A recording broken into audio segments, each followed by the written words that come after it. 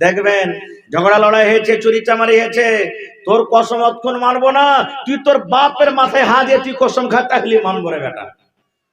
মসজিদে চল, তোর বেটার মাথাতে তুই হাত দিয়ে কসম খা, তাহলে মানবো। এগুলা শিরক, চলবে না। আল্লাহর কসম খাইতে হবে, আল্লাহ ছাড়া অন্য কোন জিনিসের কসম খেতে গেলে শিরক হয়ে যাবে। এবার বললেন হাজী মাওলানা, আমরা যখন সমাজের মধ্যে কসম খাইতে কথাটাকে পোক্তা করার জন্য, মজবুত করার জন্য, যে কথাটা যেন মজবুত হয়ে যায়, গাওয়া সাক্ষী না কসম খেয়েছে, হ্যাঁ ঠিকই এই কাজটা করেছে বা করেনি, তা আল্লাহ কেন কসম খেলেন? আল্লাহ মজবুত করার জন্য।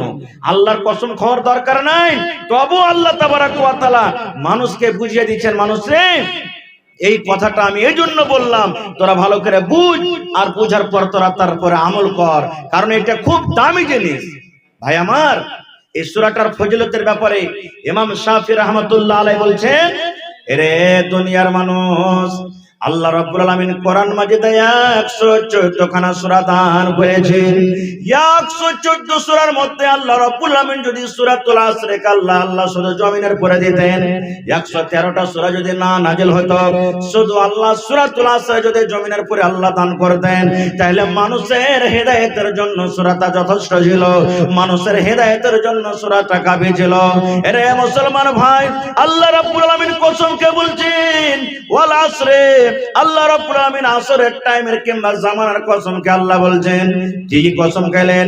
ইন্নাল ইনসানা লাফি খুসর, জমিনের উপরে আকাশের তলাতে যত আল্লাহর মাখলুক মানে ইনসান রয়েছে, যত মানুষ রয়েছে, এরা সমস্ত মানুষ ঘাটাতে আছে, সমস্ত মানুষ খাসারাতে আছে, সমস্ত মানুষ তারা নোকসানে আছে। এখানে বলেনি একটা যারা নামাজ পড়ে না এরা ঘাটাতে আছে, যারা রোজা রাখে না তারা ঘটাতে আছে, যারা নামাজ পড়ে তারা নোকসানে আছে, যারা মাওলানা তারা নোকসানে নেই, যারা হাজী সাহেব তারা ঘটাতে নেই। এই কথাটা বলেননি, আল্লাহ ইনসানের কথা বলেছেন।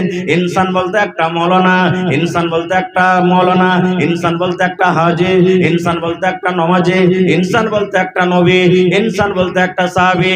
এই জমিনের উপরে আল্লাহ রাব্বুল আলামিন যত রকম আল্লাহ ইনসান তৈরি করেছেন, ইনসান আল্লাহ দান পয়দা করেছেন, সমস্ত ইনসানের কথা আল্লাহ বলেন, আমি আসরের নামাজের টাইমের কসম খেয়ে বলছি রে বান্দা, আমি জামানার কসম খেয়ে বলছি রে বান্দা, সমস্ত মানুষ খাসারাতে আছে, সমস্ত মানুষ ঘাটাতে আছে।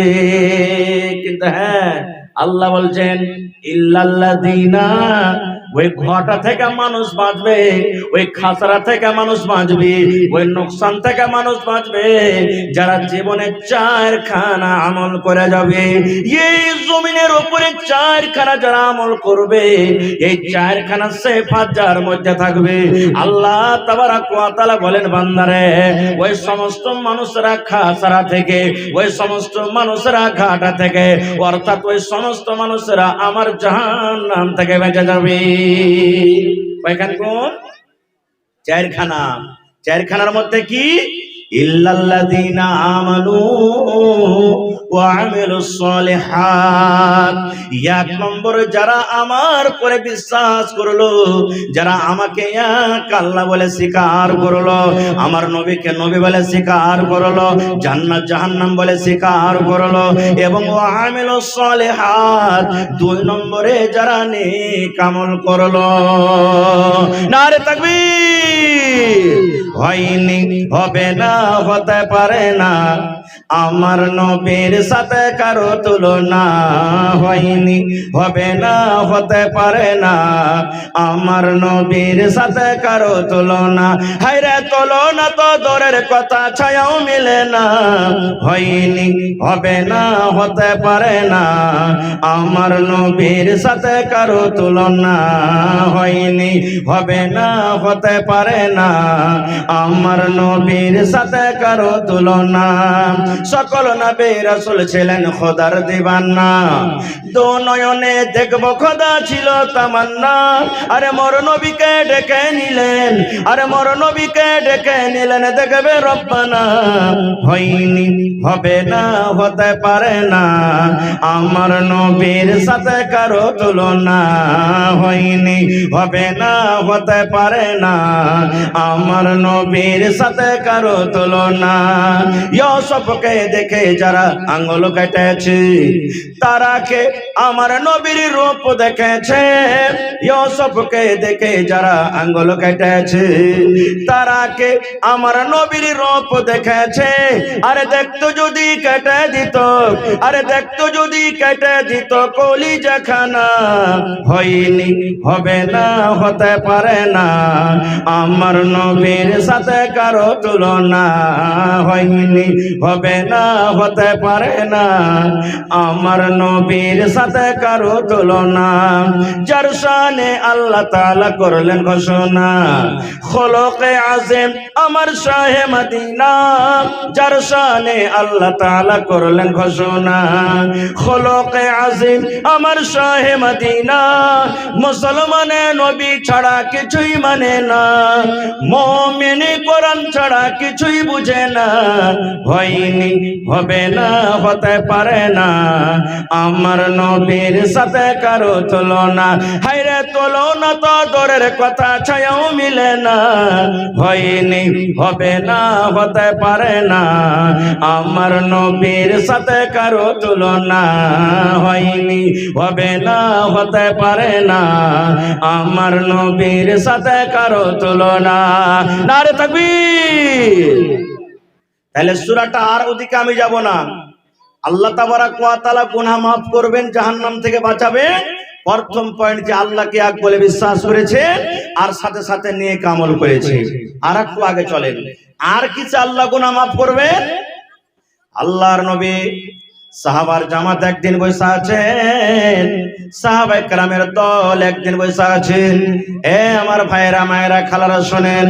আল্লাহর নবী প্রশ্ন করে দিলেন, ও আমার সাহাবীর দল, যদি তোমাদের বাড়ির পাশে একটা সমুদ্র থাকে, পুকুর থাকে, তোমাদের বাড়ির পাশে যদি একটা নদী থাকে, তোমাদের বাড়ির পাশে যদি একটা পুকুর থাকে রে, আর সেই পুকুরে যদি দিনে 5 বার করে তোমরা যদি গোসল করো, সাহাবীরে 5 বার করে গোসল করার পর বলো তো তোমাদের শরীরে কি কোনো ময়লা থাকতে পারে?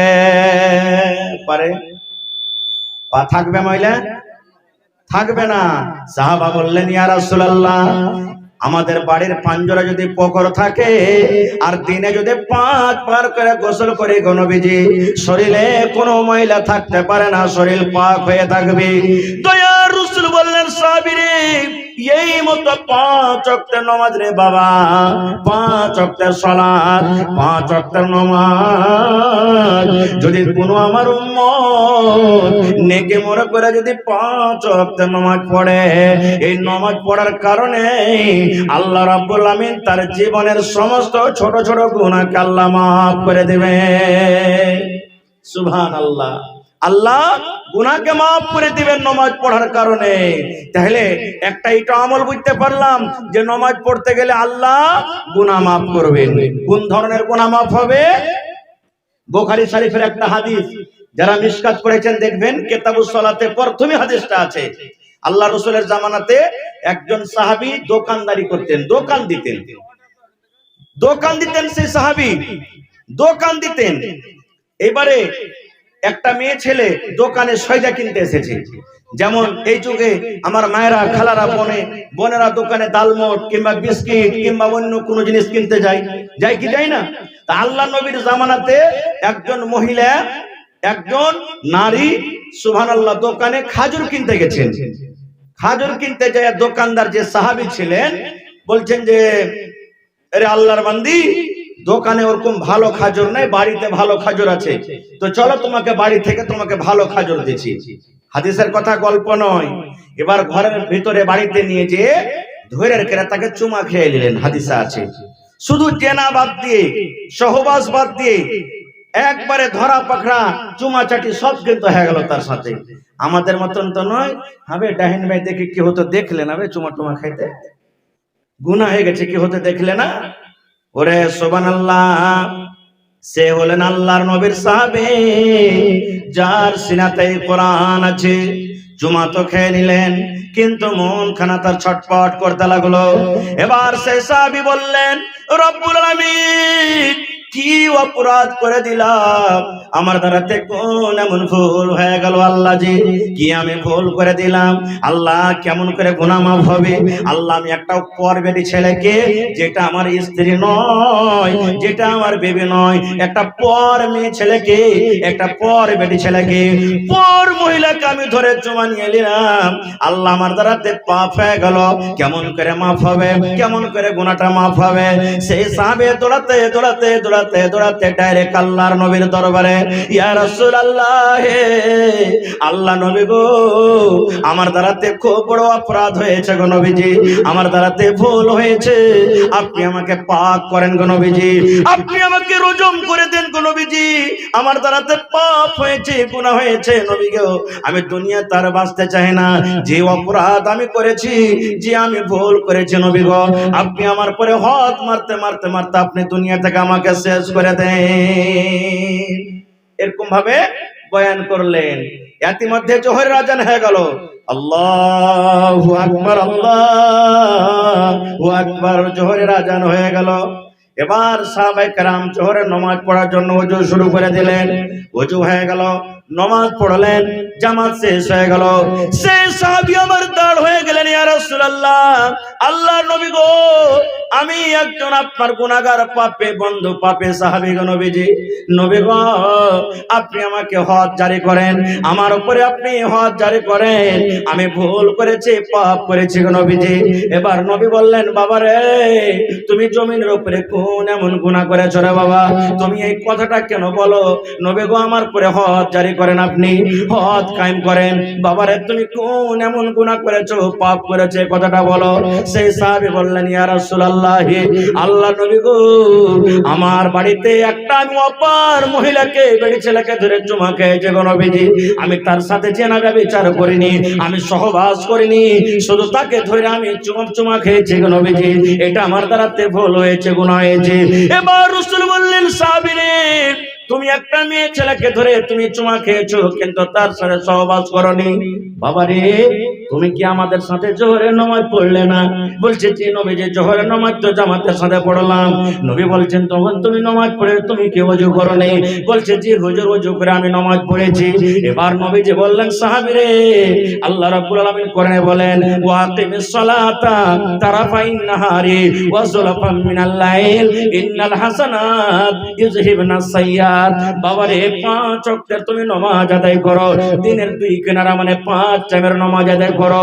5 টাইমের নামাজ আদায় করতে গেলে তোমার যে নেকি হবে, আর নেকি যখন তোমার খাতাতে হবে, আর নেকি যেমনই হবে তোমার দ্বারাতে যে গুনাহ হয়েছে, তোমার দ্বারাতে যেটা পাপ হয়েছে, ওই পাপ গুলা তোমার সমস্ত মিটে যাবে, শেষ হয়ে যাবে। এই জন্য যাও, আল্লাহ তোমার গুনাহকে মাফ করে দিয়েছেন, যাও, মাফ হয়ে গেল। তাইলে বুঝা গেল নামাজটা কত বড় পাওয়ারফুল ইবাদত, যে চুমা খাওয়া গুনাহ আল্লাহ মাফ করে দিলেন। তাহলে ফের আর উল্টা বুঝে লিয়েন না, আরে হোসেন মৌলভী ওয়াজ করে গেছে, চুমা খেয়ে নামাজ পড়লে মাফ হয়ে যাবে, শালা রোডে বসে যাবো, আর যে আসবে ধরে ধরে চুমা চাটে করবো। হ্যাঁ, চলবে না ভাই, জেনে শুনে একটা ভুল হয়ে গেছে, আলাদা কথা। তাহলে নামাজ পড়তে গেলে আল্লাহ 1 নম্বর গুনাহ মাফ করবে। আর একটু আগে চলেন, পাপ হয়েছে, এই পাপটাকে মাফ করার জন্য একটা আছে কি, তাওবায়ে সাদিকা, তাওবাতান নাসুহা, অন্তর থেকে যদি তওবা করেন, আল্লাহ যে কোনো গুনাহকে মাফ করতে পারেন। মাফ করবেন না? আল্লাহ মাফ করবেন না?